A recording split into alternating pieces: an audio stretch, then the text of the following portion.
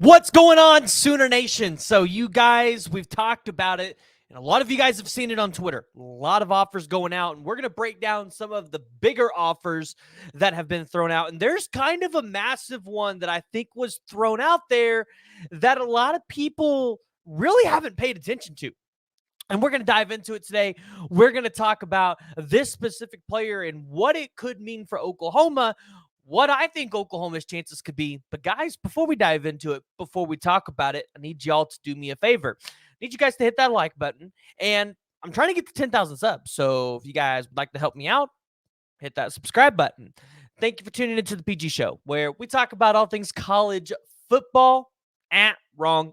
All things Oklahoma athletics. We talk football, we talk baseball, we talk softball, we talk basketball. We're doing it all now, right? No longer all things college football. But speaking about Oklahoma, we got to talk about the most recent offer, or one of the most recent offers that has went out in favor of the Oklahoma Sooners, and that is to the currently not ranked in the composite rankings, but could play defensive tackle or defensive end, Ryshawn Perry.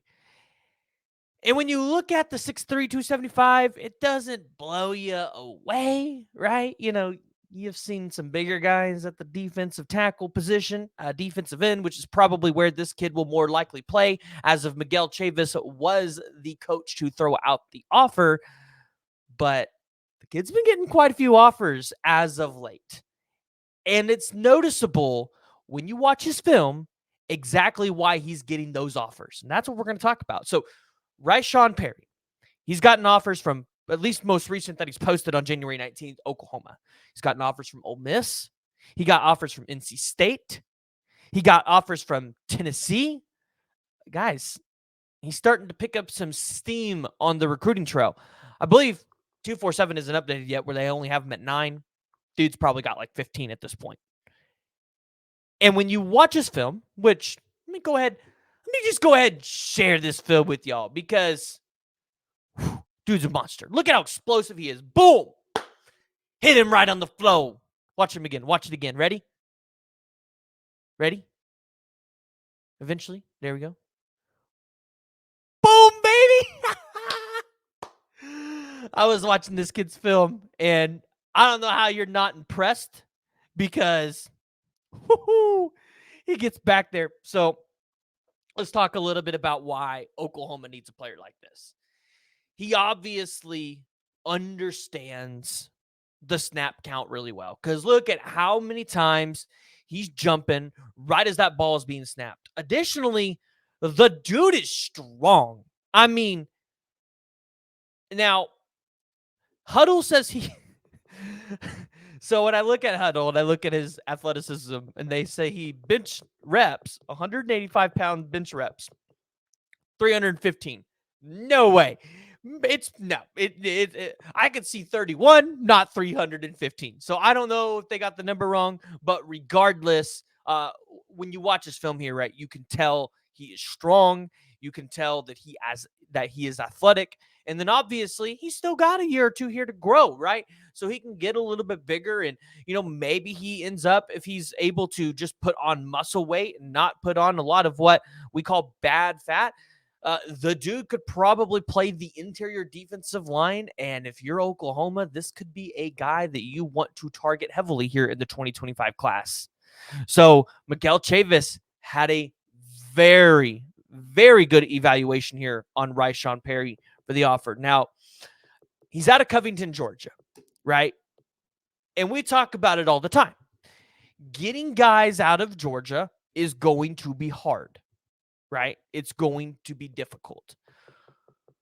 What we need to do is we need to leverage those relationships that we've touted with Todd Bates for so long. Because this dude in his sophomore year, I don't have his junior year stats available yet, but sophomore year had 9 total tackles, 2 solos. And obviously what you're seeing here is junior film, not sophomore film. So, you know, he's probably got a lot more tallied on than that. Huddle needs to get it up to date and max preps. But very good evaluation by Miguel Chavis. Very good evaluation. Someone that Whether he stays as a defensive end or whether he can move interior with Todd Bates, I think that's going to be to question. Additionally, you have to really ask yourselves, now that there's a lot of schools getting involved here, Georgia's going to get the idea here soon, right? They're going to hear about this kid. If they have not already, they're going to do their evaluation, and I would imagine an offer from Georgia is coming. And if you're Oklahoma, that's probably, well, Georgia and Clemson will probably be your two biggest pain points in that area. Now, Vanderbilt's offered him. Like I said, Tennessee offered him. Those states are a little bit closer to Georgia. But you're Oklahoma. You're in the SEC now, right? You can sell that your family can watch you, right? Because you're going to play a little bit closer to home, and it's out there. And you play SEC ball. You play, quote unquote, the best ball for interior offensive linemen or just offensive linemen in general, and then interior defensive line. So I really like this offer. I want to see exactly and talk to the kid and to see exactly where this recruitment's going to go for Oklahoma. But I would imagine by Miguel Chavis and them getting in here early, they can establish themselves. And remember, this is not a strong defensive line class, right? And you got Elijah Griffin out there, who's like one of the best defensive linemen, but you're probably not going to land him. So getting a guy like this who can come in, he can challenge some of the starters that you currently have, some of the starters that you expect to have, a guy that could potentially be a good rotation piece for you.